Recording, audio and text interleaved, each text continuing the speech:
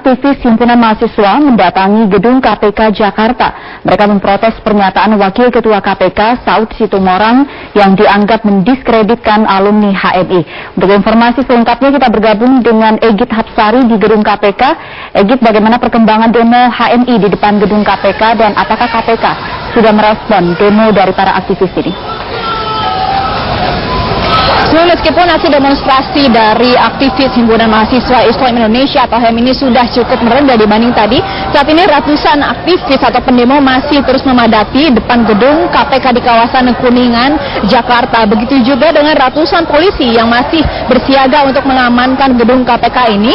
Dan gedung KPK ini masih ditutup rapat karena tadi memang ratusan massa dari Himpunan Mahasiswa Islam Indonesia ini sempat memaksa atau menerobos masuk ke dalam gedung KPK dan juga melakukan sejumlah aksi yang cukup anarkistis seperti membakar ban dan juga melempari jendela gedung KPK ini dengan batu.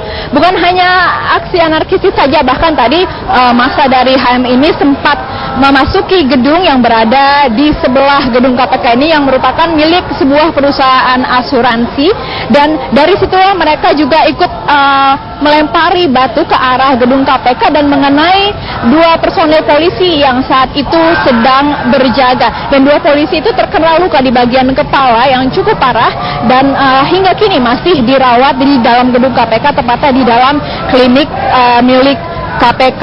Memang aksi ini, Sumi, dipicu oleh pernyataan Wakil Ketua KPK Saud Situmorang di salah satu talk show yang diselenggarakan sebuah televisi swasta yang dianggap HMI telah mendiskreditkan atau menghina HMI. Di antaranya, jika saya mulai mengutip pernyataan dari Saud Situmorang, pada saat talk show tersebut Saud Situmorang mengatakan bahwa mereka orang-orang cerdas ketika mahasiswa, kalau di HMI minimal LK1, tapi ketika menjadi pejabat mereka menjadi korup dan sangat jahat. Dan pernyataan inilah yang kemudian dipermasalahkan dan memicu aksi demonstrasi yang berlangsung pada siang ini di gedung KPK Jakarta. Dan untuk itu HMI sendiri mendesak dan mengajukan sejumlah tuntutan. Di antaranya adalah mendesak Saud Situmorang untuk meminta maaf, dan bukan hanya meminta maaf secara lisan juga, HMI mendesak Saud Situmorang untuk mempertanggungjawabkan pernyataannya tersebut di depan hukum.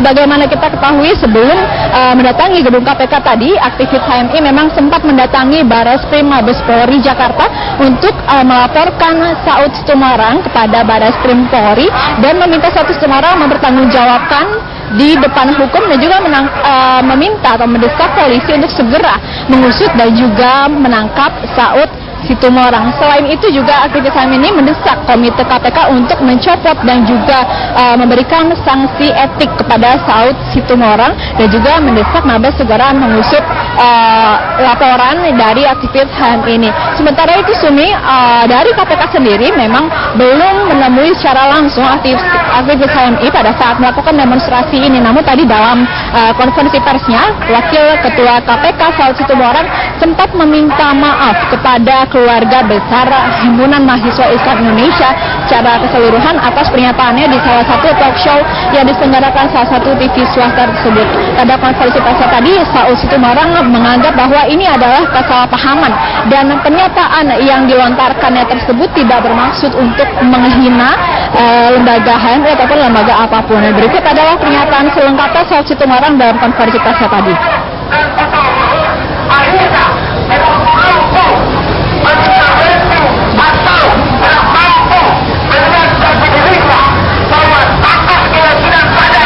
Selain itu tadi juru bicara KPK Yuyu Andriati juga mengungkapkan bahwa hari ini KPK akan menindaklanjuti demonstrasi ini dengan bertemu dengan sejumlah petinggi HMI untuk menjelaskan dan juga mengakhiri kesalahpahaman antara HMI dan juga KPK. Sumi.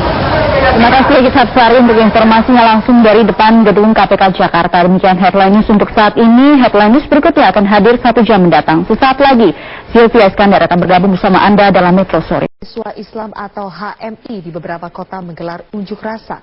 Massa HMI menuntut Wakil Ketua KPK Saud Situmorang mundur dari jabatannya.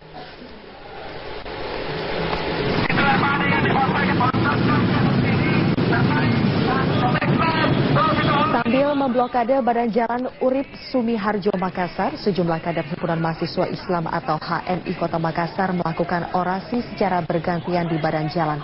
Dalam aksinya, para kader menuntut Wakil Ketua KPK Saud Situmorang segera melayangkan permintaan maaf melalui media selama 5 hari berturut-turut.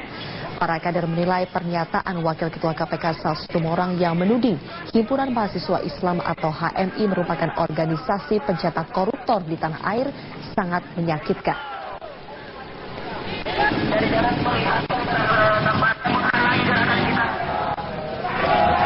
Sementara itu, aksi unjuk rasa serupa juga dilakukan kader HMI Ponorogo, Jawa Timur. Di depan kantor DPRD Kabupaten Ponorogo, aksi massa HMI mendesak pemerintah untuk meminta Wakil Ketua KPK Saud Situmorang mundur dari jabatannya. Usai menemui anggota DPRD, massa lalu menuju ke Mapolres Ponorogo untuk melaporkan Wakil Ketua KPK tersebut karena dinilai telah melanggar undang-undang dan pencemaran nama baik.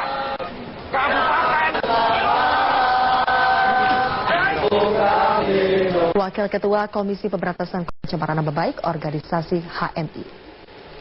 Klarifikasi Wakil Ketua Komisi Pemberantasan Korupsi Saud Situmorang disampaikan dalam konferensi pers yang digelar di Gedung KPK Jakarta pada Senin siang.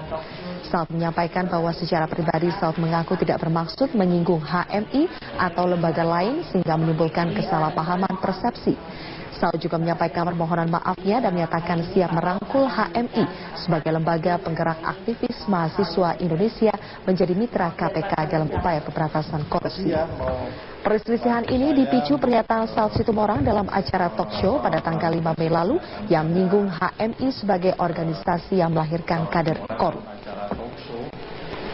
Harapan besar saya sebenarnya di balik pernyataan itu kan, hidup aku ini kan di mahasiswa itu dekat sama HMI gitu loh. Saya bekerja di lapangan juga di kantor saya sebelumnya itu sangat dekat dengan HMI. Harapan besar aku itu keluar di pernyataan itu, bahwa HMI sebagai lembaga besar yang harus terus berkembang, dan saya menyampaikan itu di luar alam sadar saya bahkan gitu.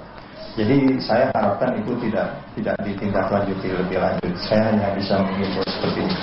Setelah 2 minggu lebih ini sudah mulai terlihat dan kendaraan ataupun antrian kendaraan ini sudah mencapai lebih dari 500 meter yang mengarah ke Jakarta dan didominasi oleh kendaraan-kendaraan pribadi. Namun ada juga di sini kendaraan yang seperti bus-bus pariwisata ataupun juga bus antar kota ini juga sudah mulai terlihat mengantri di gerbang tol Cikarang Utama yang menuju ke arah Jakarta. Dan berikut juga merupakan pantauan udara, dan di sisi sebelah kiri ini merupakan kendaraan yang akan menuju ke arah Jakarta, sedangkan sisi kanan ini terlihat lebih lengang merupakan kendaraan yang akan menuju ke arah Cikampek. Dan informasi yang kami peroleh dari Kepala Gerbang Tol Cikarang yang menyampaikan bahwa sejak pukul 21.00 tadi malam sampai dengan pukul 6 tadi pagi ini sudah ada sebanyak 16.300 kendaraan yang menuju ke arah Cikampek, sedangkan untuk kendaraan yang menuju ke arah Jakarta ini sudah ada sebanyak 33.100 kendaraan, dan ini 2 kali lipat dari jumlah kendaraan yang menuju ke arah Cikampek. Memang diprediksi berdasarkan informasi dari pihak kepolisian dan juga pihak dari Kementerian Perhubungan bahwa puncak dari arus balik long weekend kali ini akan terjadi mulai dari sore hari ini di gerbang tol Cikarang sampai dengan Senin subuh besok, Iqbal. Dan informasi yang kami peroleh juga ini terjadi peningkatan kendaraan sebesar 10% dari hari-hari biasanya selama libur long weekend kali ini. Dan dalam hal ini juga pihak Jasa Marga di Cikarang Utama ini membuka sebanyak 21 gardu tol. Dengan rincian ada di Cikarang Utama 2 ada sebanyak 7 gardu, sedangkan di Cikarang Utama 3 ada 14 gardu. Dan memang Cikarang Utama 2 ini merupakan ataupun untuk mobil-mobil golongan 1 ataupun mobil-mobil kecil, sedangkan di Cikarang Utama 3 ini untuk semua golongan. Dan termasuk di dalam 21 gardu tol tersebut ini ada 4 GTO ataupun gardu tol otomatis yang dalam musim libur kali ini juga bisa dilakukan pembayaran tunai, sehingga para pengendara ini juga bisa melakukan pembayaran secara tunai untuk masuk ke GTO ataupun gardu tol otomatis. Ya, Iqbal. Ya, jelang puncak arus balik ini titik mana saja yang perlu diwaspadai para pengendara, Aulia?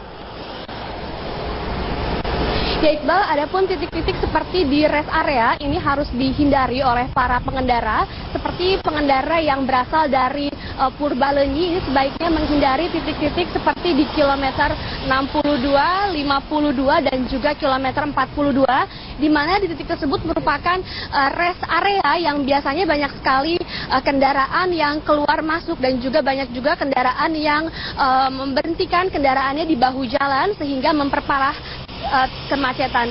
Dan untuk jika terjadi kemacetan cukup parah di beberapa titik, pihak kepolisian bersama dengan Jasa Marga ini akan memberlakukan sistem kontraflow, namun ini sifatnya situasional ataupun melihat kondisi di lapangan. Dan menurut keterangan dari pihak kepolisian, biasanya sistem kontraflow ini dibuka di kilometer 62 sehingga 2 kilometer sebelum rest area, seperti halnya di kilometer 59, ini kendaraan sudah mulai dialihkan untuk keluar ataupun kontraflow dan nantinya akan kembali diarahkan ke gerbang tol Cikarang Utama.